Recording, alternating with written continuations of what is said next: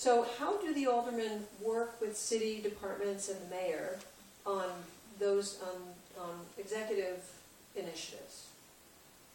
Well, the way it is now pretty much is, the legislative branch is an independent branch of government. So they have their own rules and guidelines.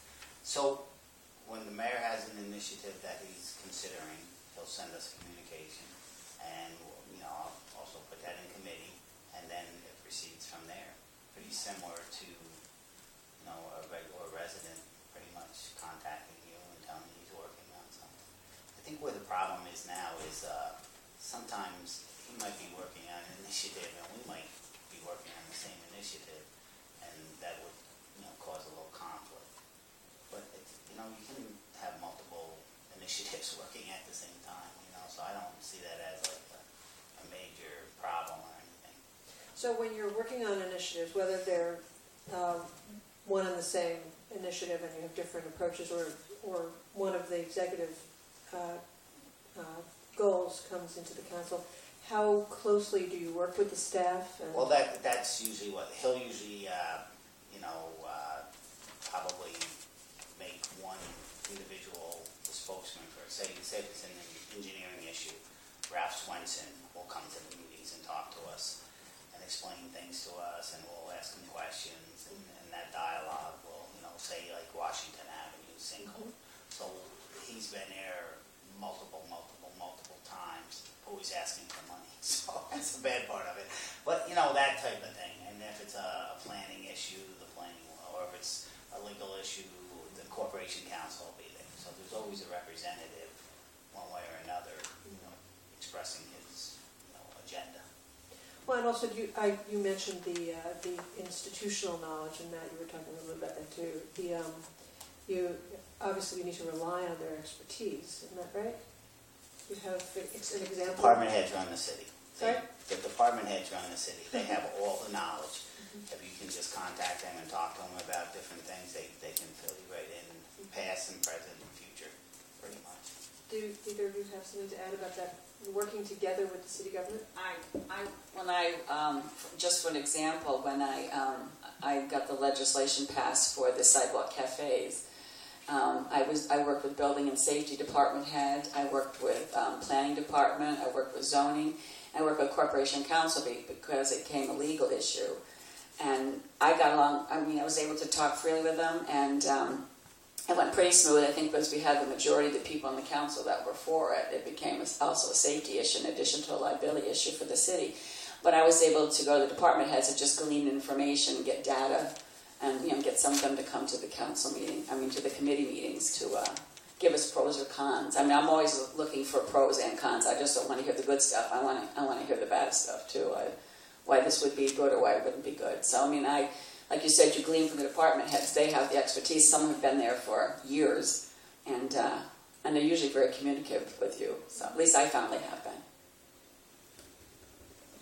Ultimately, we're responsible for our house and taking care of the legislative branch of the city, and that's our focus in setting policy. And ideally, we're able to collaborate with the mayor and work with the department heads to get the information that we need to be able to advocate for the issues that are important, whether it's for our wards or for the city, in order to gather the information and establish those policies, to do it in an effective and efficient and smart way, because we don't want to pass legislation that is going to that's going to be faulty, or that's only contain half. It's only going to address half the problem, or create other problems that we wouldn't necessarily envision because we haven't had the opportunity to speak with the department head or whatever person is within the city administration to get the information we need to make smart decisions. So Matt, you described the idea of whether it's about your ward or the city at large, you have these, you bring all of it into your work. And I hear you talking about a very responsive job. You're on the front lines, you're the first people, the representatives that the people go to. Do you ever take the time together to think about your strategy as a group, like a vision for the city that is what you want to do going forward? Strategic planning, in other words? sorry, that wasn't on the list of questions. Well, he just gave his year-end speech for the Beginning of the Democratic year. majority. Right, or beginning of the So, I mean, that's your strategy, I think. That we want. Right. Yes, I think we talk it as you know, we have small conversations, or we have conversations on a smaller level with a few individuals, but also we get together as a group at the caucus, and sometimes we shut down that caucus meeting so that we can have a conversation as Democrats, and unfortunately we can't have Deb as part of that process, but that's part of the open meetings rules, and that's okay. But certainly we have those conversations so that we can figure out what we want to accomplish as a group and to see what path we want to take. So we do that, and the more frequent we have those conversations, I think ultimately the stronger we are as a city in accomplishing what goals we set for ourselves. Anyone else want to add something to that? I'm very interested. I think what I'm getting at is the vision versus the response, the reaction of day to day, which is very, very important, being responsive to the public. But in terms of moving forward, Well, do you feel that you're able to implement your goals moving forward as part of that? I mean, during the budget process, we talk about a lot of, initiatives in the future, and where the money will come from, and do we have enough to go towards that. But, other areas like infrastructure, we're always on the backside of problems, sewer breaks, things like that. We're trying to get ahead of it a little bit. So, the council wanted to do the infrastructure committee and our infrastructure committee is a huge map, totally encompasses the city. We're trying to put everything, all the overlays of sewer, water, traffic signals, and sidewalks. And we're trying to get a general picture of the whole city. What's under progress, what's the future progress. We have priority lists and things like that. And we're trying to deal with this whole issue and see, is there any grants in the works, like complete streets, and where is that going to fit in, or are they going to do improvements on Broadway, and how does that fit in, and are they doing construction here, and what do we need to do to connect the areas that have been improved to make it a total improvement, without any breaks in it all the way, say, to the treatment plant. So we're looking at that, and then we're looking at the comprehensive plan, which will be the blueprint for the city, for the next 10, 20 years. So we're trying to get the vision ahead. I mean, it's these day-to-day issues that kind of slow us down a little bit. We're trying to move forward. We also have policies that we already have set up, whether it's through the climate action plan that Right. state the goals for the city, and then we figure out ways how we can accomplish those goals and how we can carry those goals out, whether it's through funding or advocating for some of the issues that are within those policy documents. And that's a very good example, whether it's a comprehensive plan or the climate action plan or another plan that's been adopted. Like a task force. I know that you and Suzanne together were on the comprehensive plan committee. So how do you balance what might be, as I was referring to earlier, let's say the vision of the council and the executive vision, and as well as this vision of the people who have come together to help develop this plan? How do you balance make potentially different goals? And I don't mean to just look at you, but I know you're managing that. In all honesty, the goals all seem to be the same, believe it or not. I mean, the mayor has been informed of progress. We've consulted, myself and Sue have met with him. We've talked about where we are and where we're going. And, the council, we have 2 liaisons on the comprehensive plan and myself. So, they're a good portion of the council, so they're aware of what we're doing. And we, when we formed the council, we tried to do it as diverse group as we could possibly do. We had educators and business people, realtors. We're trying to get, everything, that we could possibly get. And they're working on this initial draft, which, they're going to present to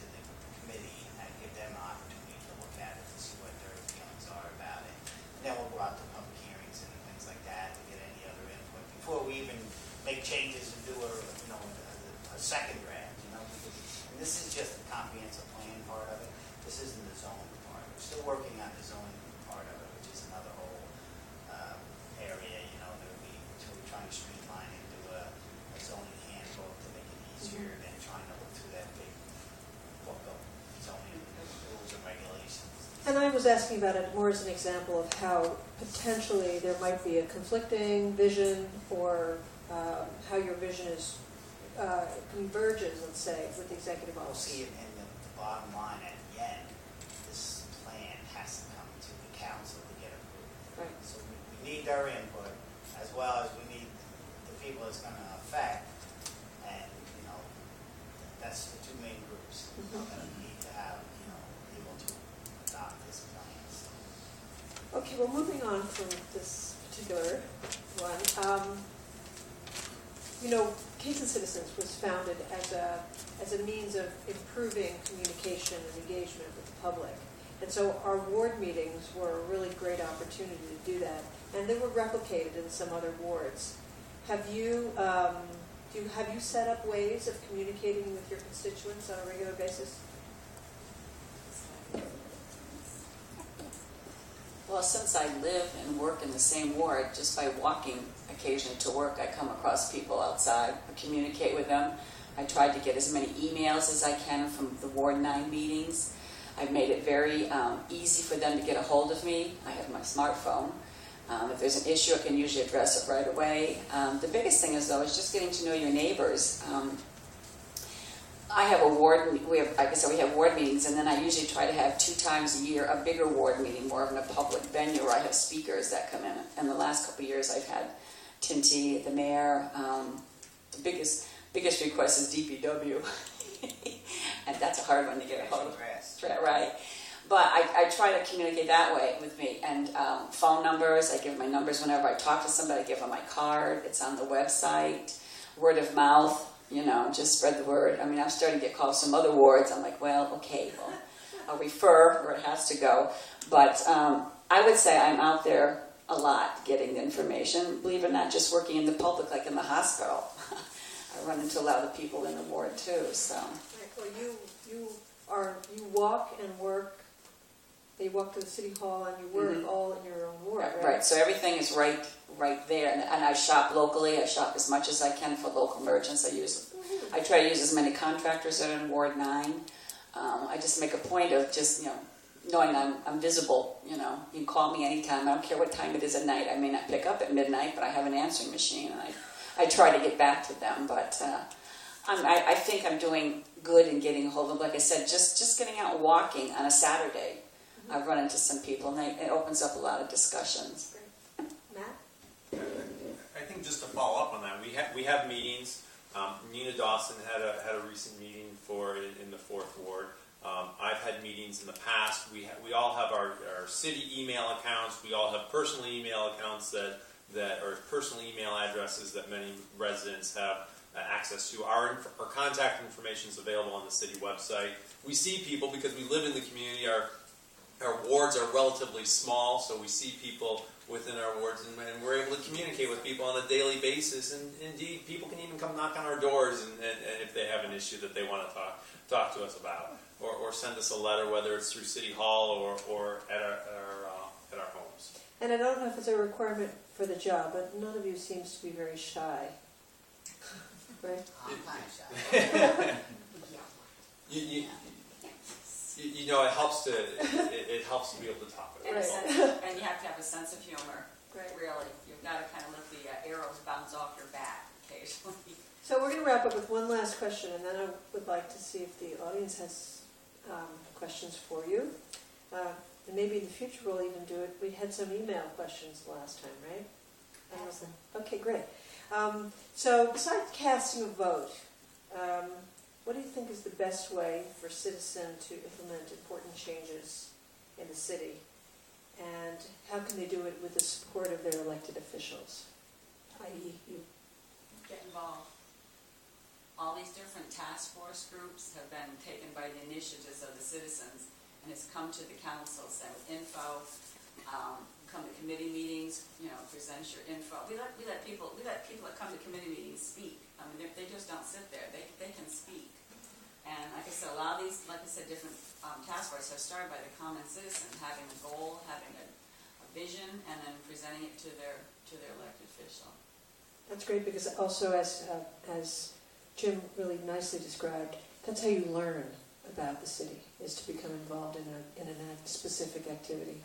And you can, and actually, right now, just going through the council at the public speaking portion, and then, it was, kind of the communication more or less. So it was put in public safety, the Central Hudson smart meters. Mm-hmm. So, I mean, that came out of the blue. I certainly wasn't aware of Central Hudson smart meters, that it had any effect on. Tonight. I know. So, I mean, that's something That's why people we weren't even aware of. They're probably from even Woodstock. I don't even think they live here, but they could come down and speak. And, now it's in committee, and if we do anything, it'll be like the first community ever, so. she came out of Ward 9. Oh, did she really? She said she lived in Woodstock. It was that guy that The guy lived in the Woodstock. But he's the guy that brought the whole deal there. right, and who is the person who is bringing that around, advocating? That would be Barbara Stemke, Right. in Ward 9. Okay, great. And Matt, did you have something to Other than working with other residents to really advocate for your issue, whether it's showing up to council meetings, showing up to committee meetings, contacting your aldermen, contacting other aldermen to really build support. And depending on how, if it's more of a policy issue, whether it's saving the senior residence center, whether it's putting up or taking down a stop sign, just to be willing to put your neck out there, be willing to advocate for your issue, and working at it. You can't just hand it over to your alderman and expect them to run with it and carry with it, but you really have to be willing to push for the issue that you're passionate about. I just want to thank Rebecca for this wonderful list of questions, because it really covered the arc of the work you do. We learned a lot about the process and your dedication and what people can do to become involved. I was wondering if anybody in the audience has questions, or... We're going to do that one second. I just want to thank you, Jennifer, for moderating beautifully too this evening. And I want to thank you for your service, because I know it's not an easy job. And citizens can become frustrated at times, but we're all citizens, and we know that you work hard on our behalf, so thank you. We are going to open up now for questions in a moment. I just wanted to touch upon something, a question of mine, but also that was mirrored by another citizen, which was hearing about how the council's organized now, talking a little bit about the charter and what have you. It seems risky that if you were to leave or if something were to happen, and the senior resident on the council wasn't there any longer to help to guide the new aldermen at the time that they're there. I just wanted that. I'm just previewing. So therefore, my question that was mirrored was how is the council educated? How is a new alderman prepared? Should it really take 2 years for them to be ready and able to take on the job? Is there training? Could there be training implemented? And if the alderman at large is a manager, might the city consider making a position somehow of some specific training so that there's that continuity no matter who comes and goes, so that perhaps the alderman is more like jury duty, so that you have more citizens running for office and learning about how their city runs? Well, I bring the new council people in, and I give them all the ins and outs. We go through the rules of order as far as the procedure for the council and everything. But it's not so much knowing what to do, it's how to do it. And it's just something that I don't even know if you could educate somebody with it. I mean, I don't know. It's confidence. They have to know where to go, and I mean, and every issue is a little different, and who to speak to, and just to be comfortable, and you got to remember it's a part-time job that they come in one council meeting a month, one caucus a month, and then if they're on a committee, so if they're willing to put in more time to learn, then they learn faster. But the average one that just is there, hey, I won the election, so now I can just sit and look good here or something. They don't really understand that this isn't a look good job. This is, you got to roll up your sleeves, you got to do work, you got to give up nights and weekends, and it's an obligation, and that's the main thing, the obligation part. That you have to commit yourself to say, okay, I took the job, I'm going to fulfill it. I'm going to put my time in 2 years. I mean, sometimes you look at aldermen, this one's like so-so, and this one's doing a great job. It's not their different knowledge, it's just the effort that they put into it, and I happen to have people that put a lot of effort in right now. Well, I think if Jim wasn't here, we would be fine. We would certainly, new people are going to make mistakes. You're going to make, as you go along. But that's the learning process. You're going to make mistakes, but you're going to improve the next time, and you're going to get better. It's government. Government continues, and if you do make a mistake in the process or the procedure, you can always go back. You mostly always go back and correct that. I think. We also work through the city clerk's office. That's right. And every single meeting, there's the city clerk person there, or a deputy. So they have the paper trail pretty much of the proceedings and what's going on and what needs to be done and what needs to be followed. So, that is like our secretary. So at least they have that part of it, as far as the meetings and what's going on, and then we have corporation counsel there at every meeting, so they can advise them on the legal issues and things like that. So it wouldn't be like government would stop and you would know what's going on. It's just those little things that you're not really sure about, like, can you put a stop sign, 15-mile stop sign on the street? No, you can't. But why can't you? They would not know that reason. Just state law says you can't do it, and only be so far. It's that type of thing. And as far as learning the job, I think the process, it's a fairly straightforward process. You submit your communication to the alderman at large, to the president of the council. That issue then gets referred, that communication is referred to a committee. The committee then decides whether or not to vote on that issue or whatever law you're proposing. You then vote on that, you talk about it at caucus, you then vote on it at the council meeting, and the mayor either vetoes it or doesn't veto the issue. But all the work in between, whether it's researching the issue, you have to finesse your proposed changes to the law or the policy, and in addition, you have to be able to, you can't be shy. You have to go out and you have to talk with the other council members to see if they're going to support you. So it's all about it's about those relationships and about whether or not other people think it's a good idea and whether or not it's going to benefit the city. But I think at the end of the day, learning that process is relatively easy, and you get the hang of it pretty quickly. Whether or not you're successful, well, that may depend on some other issues, and I don't know. I don't think necessarily training would fix that. Right. I guess the thing that stuck with me was that if the job of alderman at large is a 12-year job, 15-year job, it almost does look more like a management role rather than an elected role, even though it is. And the thought process of, well, if we lose that leadership, how is our council prepared through their training to be able to fill in or move forward or what have you? But those are good answers, so thank you for that. We'll get the job done. Yes, Yeah, that's we'll good. get the job done. Does any of the audience have questions? You can use this microphone if you do, and please do. And if you could state your name and where you live, or in the ward, what ward? Andy Champduran, I'm in Sasan. Andy Champduran, I live in Ward 3 on Elizabeth Street. Let's say an issue comes up that you believe, as representatives of your ward or of your city, this is going to greatly benefit your city.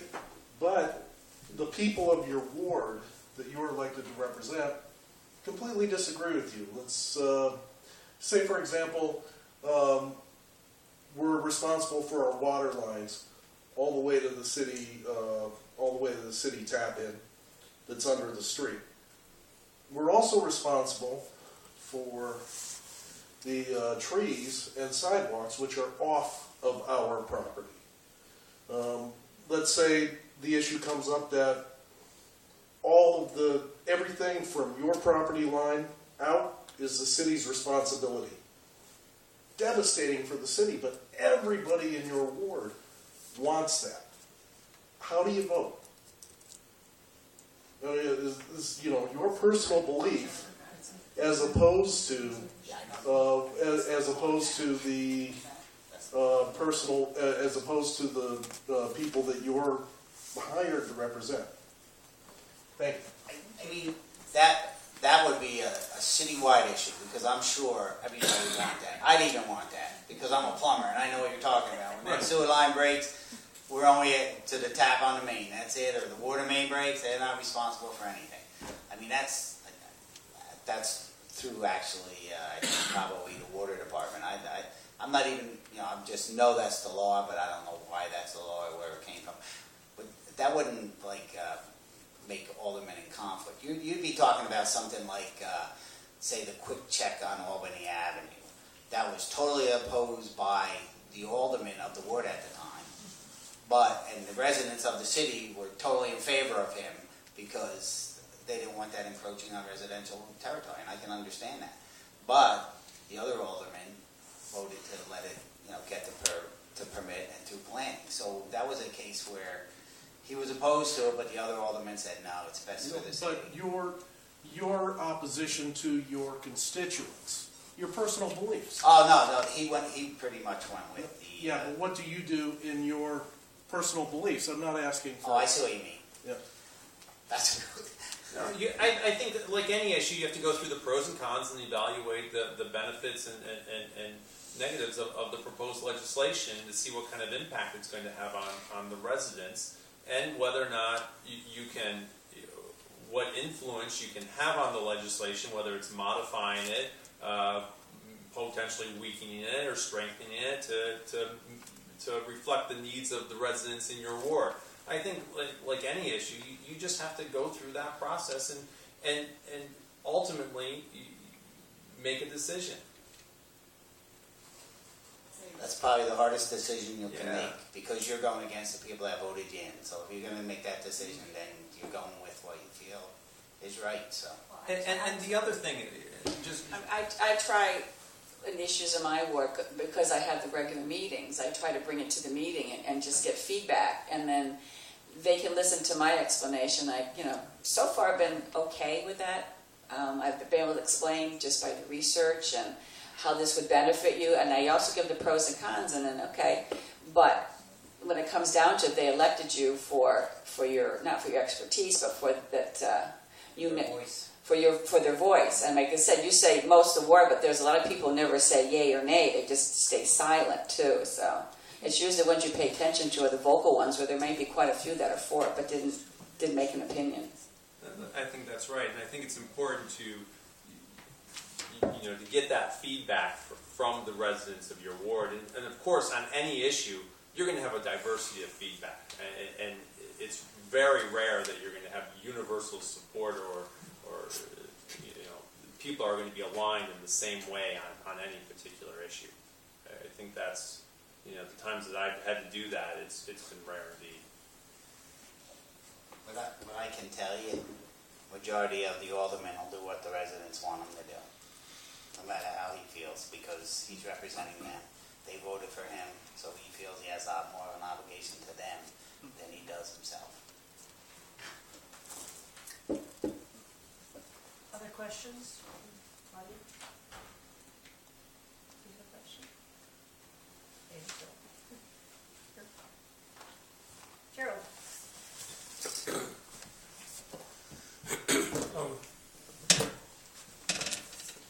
From a consistency, from a management point of view, Deb has regular meetings once a month, and email and easy to contact.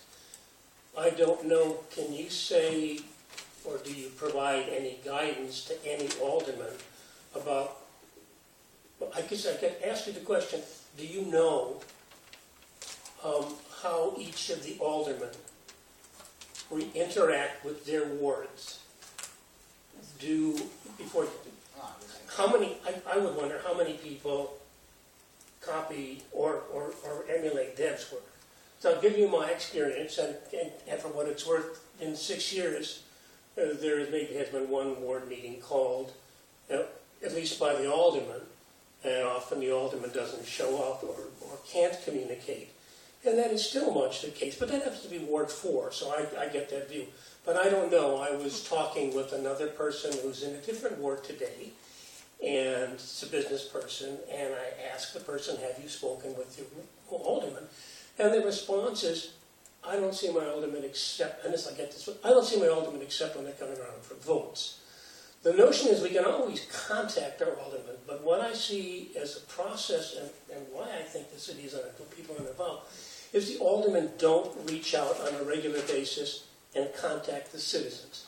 We can call you, but that's not the process that works. The one that works is if all 9 aldermen ran their wards like Deb did, then I think that would be a significant change and I'd see a lot more involvement. But I don't think, Jim, that you know how your alderman, because I'll tell you about I've already tried, and I've tried with you. The email lists on the city website don't work, and they aren't answered. And you've known that for at least a year, and I brought that to you. We brought it to. Well, it doesn't matter, it's not done. But I'm saying it doesn't work. So, for whatever you may have, they're inconsistent, they're personal, there's no guidelines from the management of how you are supposed to respond as an alderman. And if somebody's going to cut it that, hey, it's a part-time job and they ain't paying me enough, don't do the job. I made the point to the previous Ward 9 guy about this should be a paid job, and he said, no, this is an amateur job, and we can put in the time, but we don't want to be paid out. We don't want it to be a professional position. We want it to be a volunteer position. So the question is, how can it be more responsive? Where's the management? Okay. And the direction and the education? I can tell you that at the county, new people do get educated. They're taken aside and they have special classes. Sorry, that's more of a diatribe than a question. Yeah, I know. Well, I don't know what to tell you about that. As far as the election process, I'm not involved in any of the wards as far as getting elected. And I just assume that when they're elected, like I said, there's better aldermen and not so good aldermen. You know what I mean? It's a spectrum. The ones that are just in it for whatever reason, they're not going to put the effort into it. They're not going to have their meetings. And it's certainly not me to say you have to have a meeting because they'll tell me go jump in the lake. I have no control over that. That's if they're being nice. Yeah, right. But believe me, Ward 4 has had a bunch of meetings now. I beg to differ with you. I've seen them right here at the, Deb, was you in it? Yeah, there was one here. There was one on Broadway. No, I'm talking right at City Lights here. There was another one recently. No emails that announced those, Well, ever. see, And if that's the other one, that's the other one. But I'll tell you they're okay, not. well, I just know that. I know Okay. the 6th Ward Alderman has meetings. She's had meetings. She has them at the But I'm talking about a regular schedule. Oh, the way yeah, Debbie yeah. set it Well, up. see, that's not part of the council rules of order or any kind of... Okay. So, I could probably look into that, but I'd be telling, would you do that if I told you to have a ward meeting? I do it automatically. Well, I know you do, but you're not. I'm special. No, I just, that's how I came up through the. I'm management, but I'm not a babysitter. You know what I mean? I know. She came up through the KingstonCitizens.org There you system. go. Can I just say, just to add to that, what's interesting as a thought process is that the aldermen do have committee meetings that they have to go to. It would be helpful if they also had to do a constituent meeting too. And maybe cut out a duty elsewhere if it's possible. I know that the capacity is what it is. Maybe that's not possible. But it would be, I think, helpful to create consistency in allowing the public to know on a regular basis that their council member has been put the task Well, how to about, meet in the ward every month. I think how it's a about good this? thought How about process. if I work on, put it in the rules of order that once, I don't know, once a month or whatever, a ward person has to have a meeting in chambers. That I might be able to do legally because, Center to that ward, center to their ward. you know what I mean? So first ward will have it this day and, you know, just to go there, anybody from the first ward wants to show up, he's gonna be there. And I think the next matter is the level of communication to the public about that, Right. right? So whether it's agendas or just, you know, I mean, I know I happen to be a It would be- landmarks it would be commissioner, and I'm posted still not on on the the- website, It would so. be posted on the website. Right, no, right, I'm just saying, I think it is a matter potentially of getting that information out, making it available to the public. And then for the public to take the responsibility of sharing that information because they're interested in, and they know that their city has a limited, they have a lot of work and they have a limited capacity to do that. Ellen, you wanted to add something to that? I simply wanted to say that my former alderman only had a ward meeting once because there were a number of issues in the ward that needed to be addressed. He had it in our ward. My current alderman had a ward meeting in another ward. So, I'm sorry? What ward is this? Ward 3. So I think it's important that you try to keep it local, keep it in your own ward, and find a large living room, find a nice community room, but at least have it in your own ward. Thank you. Well, I just think legally I couldn't do it. But Jim, what if you in find City out- Hall I could probably do it, but, and besides, everybody has to remember, I do not vote. My position does not allow me to vote unless there's a tie, so I would need the cooperation of the council to vote that also. What if you all considered, a ward meeting night once a month? Every ward has a meeting that night. You know, and if you got the cooperation of the council, cooperation of the council on a once a month ward meeting night. So everybody adds one night to their already packed schedules. But that makes it, it's gonna be the third Thursday of every month or whatever it is. That way everybody knows that we're going to that location for the And- meeting. Andy, I know the camera, you did, thank you, Clark, very good work. So Andy Champeran, Alan DeFalco, and by the way, that was Gerald Burke, because you didn't mention your names. But I just want to say, I think this is a wonderful example of how we, obviously you're the engaged citizens because you're here, but how we could revive and move forward with KingstonCitizens.org in ward meetings, even if it's a living room meeting once a month. As long as everyone knows about it and knows how to find it, and there are a few people to step up, it will grow. And I think it's a great idea, Ellen and Andy. I Thank you. just want to add something to And that. Gerald. Can I just add something to that too? When I first took office, I contacted the Freeman, it didn't get put in, but that I was going to be open in the minority office between certain hours on Mondays, between 2 and 4, and on Thursdays. I mean, I listed some hours, and I actually went there and waited. Unfortunately, people didn't come, but I would get emails.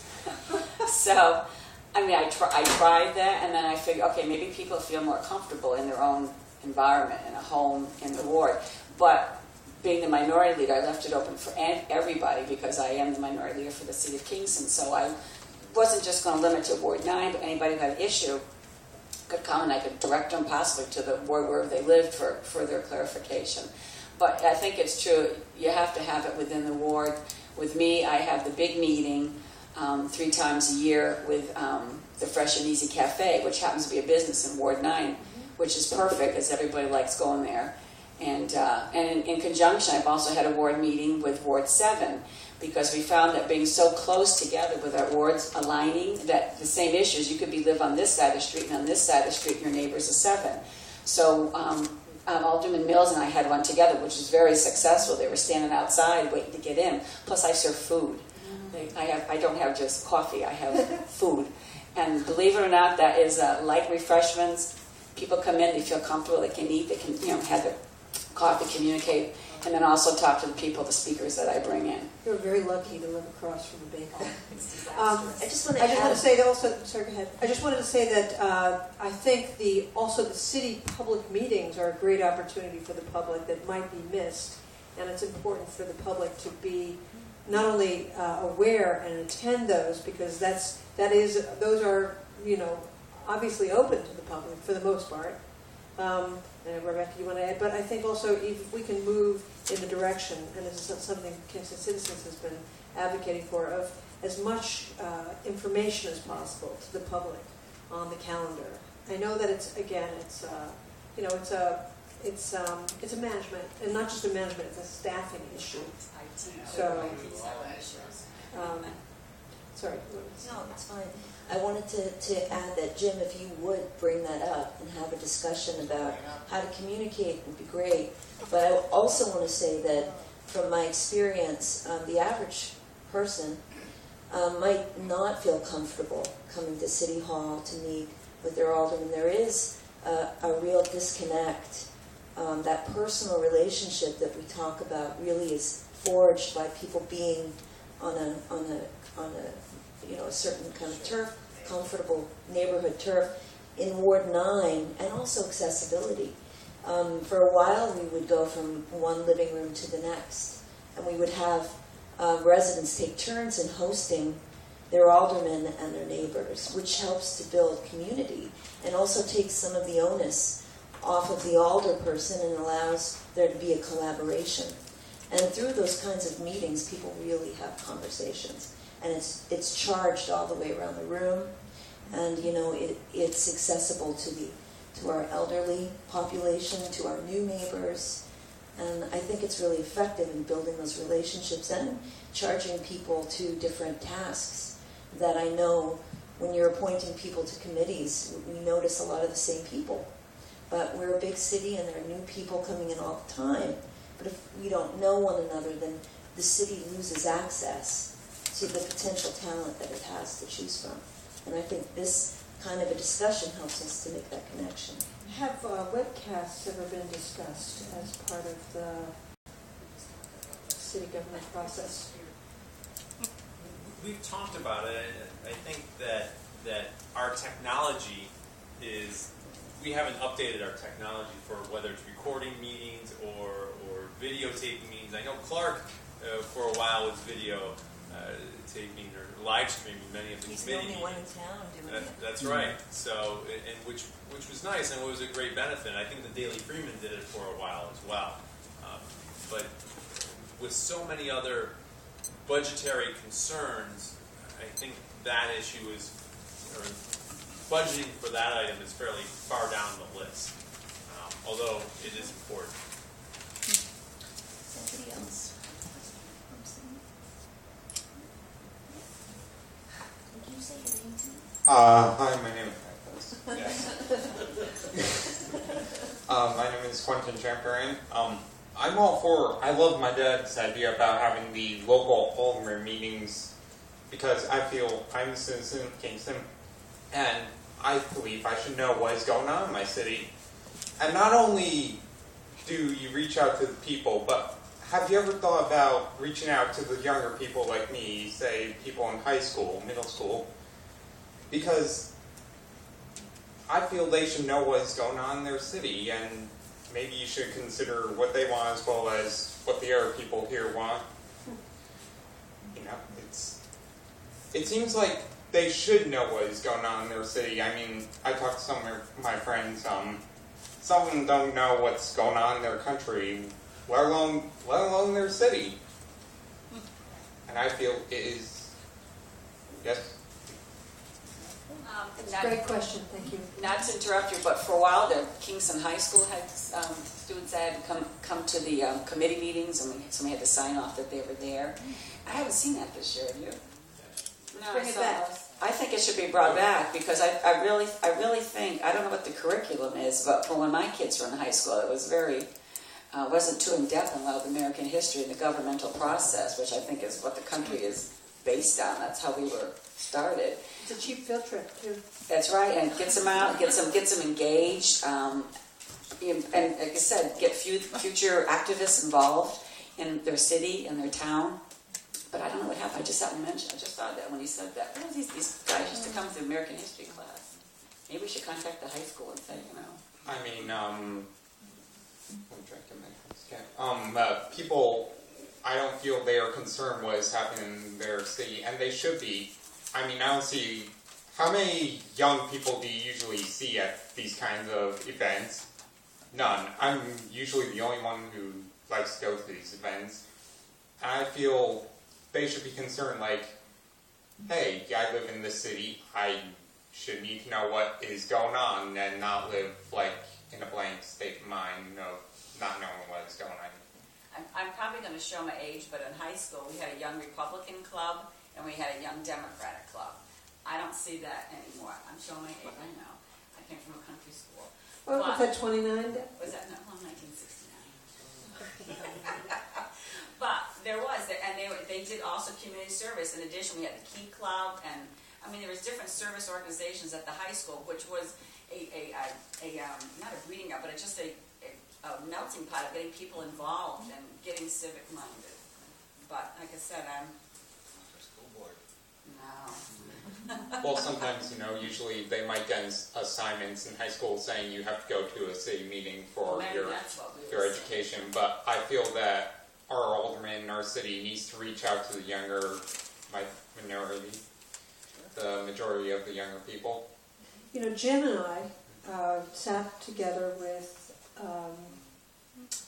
it was Megan Oh, yeah, right. Weiss several years ago, and we designed together a junior alderman program. It never happened. And the goal of that program was to have in each ward a high school student hold a meeting and advocate whatever, collect information and find out from other young people what their interests were and their goals were.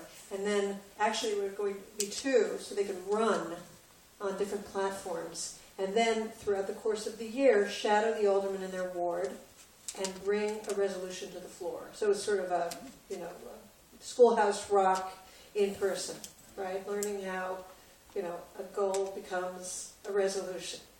And I don't know what happened to it, but we were very interested in reviving that. We had a conversation actually a few weeks ago about that.